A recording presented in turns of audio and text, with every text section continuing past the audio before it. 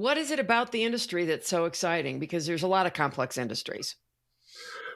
Problems. It is a problem industry. You talk to anybody in the hotel industry, they'll tell you that you have a myriad of problems, 24 hours a day, 7 days a week. Mhm. Every hotel, I've owned over 200 hotels. I have never received a set of keys.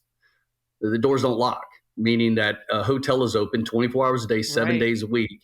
And every guest is a potential problem, which is a good thing because you're providing customer service. So there are those problems. You have liability all around you.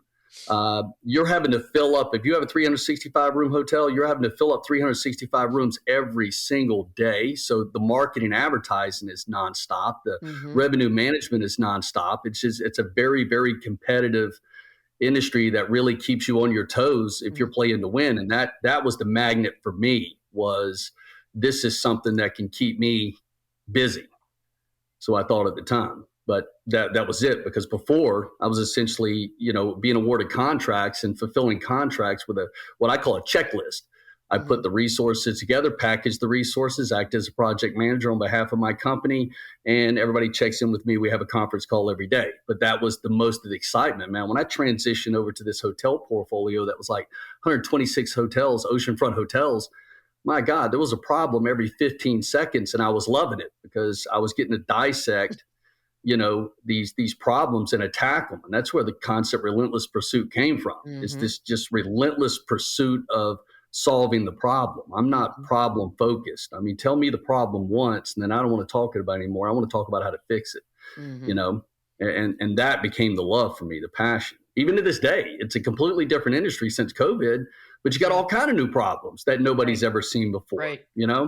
So it's interesting. I mean, it's just nonstop. Hmm. How do you find your prospective properties? Oh wow! Well, we're networked pretty good. My partner Joseph G. Gillespie has been in this business 45, 50 years. Hmm. So there probably isn't a broker out there that doesn't know that he's transactional. Got it. So a lot of deals that we get are off market, meaning these are assets that Hmm. people are talking to various people that they might be interested in doing something creative with, because we deal in the distressed hotel Right. uh, and resort sectors, which means everything we touch is broke. Hmm. So people sometimes are underwater. They owe more than what it's worth. So it Okay. requires a creative structure to transact, Hmm. to get them out of their hole with the bank, but yet at the same time, get us the deal in the terms that we need to be able to successfully turn it and make money. Right. Uh, but like that. Hmm. Is that the main thing that makes them qualifies them to be distressed? Is that they're underwater? Yes, I would say yes, because there's a difference between distressed and just flat out broken. Broken means the roof's caved in and it's been closed for 5 years. Hmm. And it's a fire hazard. That's broken. That's never coming back online. Hmm. Distressed would mean that I can see something when I look at the general ledger or the profit and loss statements, or through evaluation, where efficiency is not being utilized or the right strategy is not being utilized. So I can see the finish line before we even get into talks about how we would acquire it. Hmm. That's what I call distress. Distress is fixable, you Right. know, Yeah. and a lot of So, times it comes down to leadership. well, yeah, very good. You're kind of moving in the right direction where I wanted to go next. What has them? And I always say it starts at the CEO. What did Yep. Harry Truman had the thing on his desk? The buck stops here, and I think that's unfortunately not always the case with leadership around. Right. Regardless of the industry it's in, and here, at least here in the country, in the United States. So, what are the issues that have them getting to a place of being underwater financially? Well, a lot of times it's this bottom up management concept, which I don't know anything about, so I can't explain it. It's Hmm. basically where the owner hires a management company, the management company hires a general manager, the general manager hires an assistant general manager, the assistant Hmm. general manager hires a front desk manager, Yep. and Yep. nobody's there. Nobody's there, 3, 4 Yeah. days a week. Nobody's watching the shop. So Yeah. that's it. So, Yeah. in a lot of cases, the employees, which the hotel business is very labor intensive. If you have Yeah. a 350 room hotel, chances are you have over 100 employees. It's Hmm. very labor intensive. And the labor really at the bottom, I don't mean the bottom in terms of the pecking order. I'm talking about the real foot soldiers that get the job done every day that are necessary, are kind of cast aside. They don't feel like they bring any value. They're always scared of losing their job. They feel expendable because there's no personal connection. Our motto is whatever it takes. And I'll give you an example. A lot of times, when you buy a business, right? And when you buy a hotel, you're buying a going concern business. Everybody's terrified they're getting laid off that day. So you hear this transaction is going to happen at midnight. Everybody thinks they're getting laid off. Well, if you just walk into this new acquisition and this new business, right? And you put all of these people in this gigantic meeting room, right? And the only thing you tell them is you're going to fill out new hire paperwork. For now, you'll be in the jobs you're in, and more information will follow later. They're terrified. There's no security. We do it a little bit. We do a little bit different. We bring them in and say, hey, guess what, guys? You guys have done a phenomenal job. We're coming in with a business plan and a strategic plan to fix some of the things that I believe that will make things profitable. Listen, we can't do it without you. We then begin to meet with employees one-on-one and begin having conversations with them about how they bring value to the organization and how important they are. And they literally, after the first week of that orientation, I believe, walk away from the table thinking, I'm appreciated. I've worked here 10 years, but finally I'm appreciated. And, they're going to see ownership. They're going to see the management company. They're going to see the general manager on a daily basis. We have a philosophy which is called management through walking around. Meaning if you're a junior GM and you just got promoted in my company, you've never been a general manager before, you don't get an office for the first 6 months. You don't have an office because you don't need to be sitting down. You need to be in housekeeping. You need to be in the kitchen. You need to be in banquets, right? You need to be in sales. You need to be in revenue management meetings, meaning your office is whatever meeting that you're in, and you need to be touching your staff, every day. When I go stay at one of our hotels, I'll go spend, if I'm there 3 days, I'll spend a half a day in housekeeping, cleaning rooms, because that's another leadership principle I have, is that never ask anybody to do anything you're not willing to do yourself. Yeah, exactly. Yep. And when people see you leading from the front, it's inspiring to them.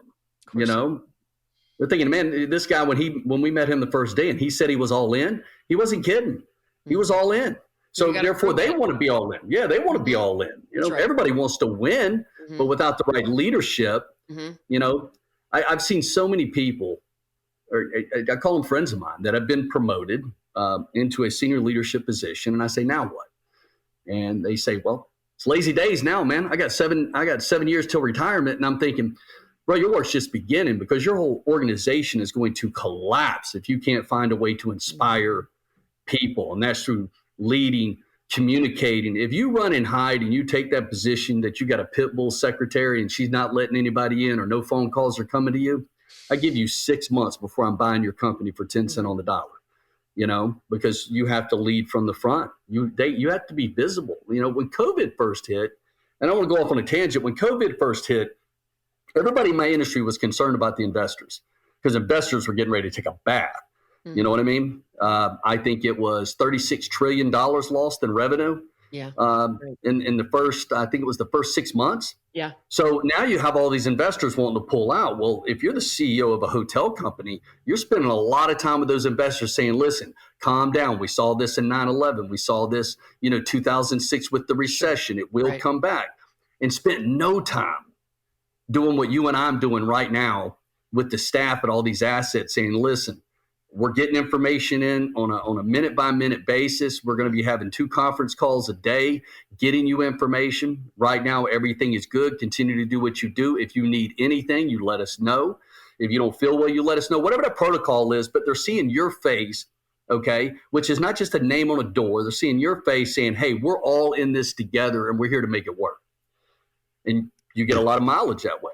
But a lot of people don't do that. A lot of leaders, think that, that they got grandfathered into a position of power. Yep. And that's what they want to rule from the throne. They give a lot of lip service. Let's put it that way. Yes. Right? Yes, they do. And I think, this is not uncommon. I'm not going to call out any specific technology companies, but there's one in mind that I have, very, very large and very well known. And if you ask the CEO of that firm what was even happening 3 levels below him, he wouldn't have a clue. Right. because everybody at the top is just so worried about keeping their cushy jobs Right. that you've got people on the ground, individual contributors, whether it be salespeople or customer success or whatever that might be, just going, they don't have any idea what's going on down here. And Right. they don't care, and they don't seem to care, which is, why they keep, missing their numbers quarter after quarter after quarter. And Carol, those are the types of businesses that I buy. Those are the types of hotels that I buy, are hotels that I call it the bottom up management, which I can't speak intelligently about it because I don't know how it works. I've never seen it work, but you show up on a property tour and you've got, a 22-year-old kid that's worked there 6 months is the one that's giving you the tour and answering all your questions. And you're thinking, are you kidding me? Yeah. Y'all want $48 million for this asset and you can't be bothered to come downstairs and meet me? Yep. Oh, I already know what's wrong with this asset. I've already got this figured out. You know what I mean? And where's the general manager? Oh, he's playing golf with, a politician today. Well, that's not his job. Yeah. That's not his job. So, Stephen, when you are the assets that you're acquiring, are they any of the main hotel brands? Are they franchise brands? Like, who are they? Everything, Independence, Red Line, Radisson, Marriott, Hilton, all the way through. They'll have specific ones that are just doing a horrible job, and instead of them thinking, well, maybe the leadership is the problem. Yeah, and right now we're looking at pennies on the dollar.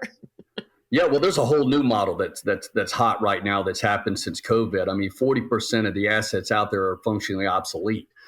Simply because of the time frame that it's going to take to carry them to get back to whatever you call normal, which we don't know what normal is. Right. So now we're looking at taking hotels and converting them to either micro apartments or efficiency apartments to solve the affordable housing crisis. Yeah, that's been happening here in Denver. So get this statistic, and this is very fascinating. So to build an apartment complex, you're looking at about $126,000 per door, per room, right? To convert a hotel with the purchase price of the hotel, you're looking at about $40,000. A key. Wow, what a difference. To buy it, to renovate it. So now you can deliver that asset at about $600-700 a month, okay? And it includes all cable Wi-Fi utilities because they're already wired to the room. And I think that would solve a lot of the affordable housing crisis issues that we hear about. So you see a big push with that right now. And, Briar right now has 6 deals under contract for that specific purpose. Getting to closing is a whole different story because there's a lot of wood to chop with the local politicians in terms of repurpose and reuse. But we think that it's not only big, it's getting bigger. And watch what's going to happen with office. All of this Class C office space that's all over the place since people got comfortable working from home. Those are going to start getting converted, in my opinion, to affordable housing. Listen, I've talked to a lot of people about that specifically. I get regularly spammed by people trying to get me to invest in real estate, and I'm like, are you delusional? Like, really, do you not see what's going to happen to the office marketplace? It's going to completely be converted to something else. Right. I mean, I can't tell you, I talked to founder after founder after founder. And by and large, COVID for them was there was the silver lining, which somebody in fact recently just said is, we had to start, it forced us to start looking outside our geography. Well, given where they are in the United States, that's a good thing for them to be able to look outside their geography. If you want the best people, and listen, right now, talent is very difficult. Great talent is very difficult to acquire. Now, the reality is not everybody can get an A candidate. They don't have the story to tell. Right. So, then they have to look at the B-level candidate or the C-level candidate or whatever that might be. But, people just have to start to realize if you are an A company that can't acquire A-level people, you can't just say, well, we're only going to look in Chicago. Right. I mean, there are plenty of people in Chicago, but what if your best guy's in, Washington State or Alabama?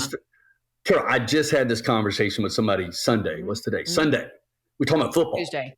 Yeah. And he's saying, man, do the Jacksonville Jaguars, because I'm from Jacksonville, do they suck so bad because it's Jacksonville? I'm like, you act like they just recruit within the city limits of Jacksonville. But imagine if the NFL, the NBA, or Major League Baseball, or any other professional sports could only recruit that they're in. Yeah, right. Imagine how that whole landscape would change, because you're not going to be able to pull talent together to win championships the way that you can now, because you can actually go to China and get a basketball player now. You can go to Puerto Rico and get a baseball player, meaning you're recruiting from the whole entire world. So the point that you make is a great point that, sports franchise has been seizing on for years. Like, let's get the best of the best that we can possibly find for the money that we have. And we don't care where they come from. Yeah. We just need to really great analogy, actually. Carol Schultz here. Thanks for watching this excerpt from Authentically Successful. The conversation doesn't end there. So if you want to hear this episode in full and all my conversations with many other successful founders and CEOs, please visit verticalelevation.com/podcast.